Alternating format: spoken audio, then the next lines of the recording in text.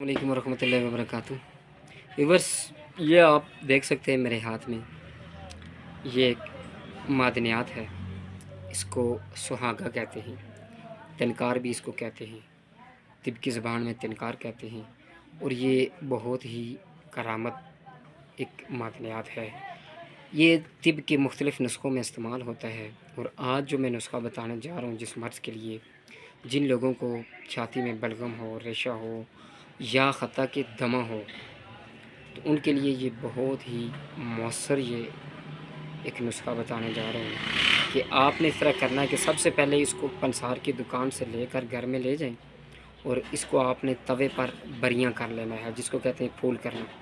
तो फूल करने के बाद आपने इसको चने के बराबर 1 चम्मच शहद में मिक्स करके रात को सोते वक्त ले लेना है और चंद दिन के इस्तेमाल से इंशाअल्लाह दमा खांसी ख़त्म हो जाएगी। जज़ाक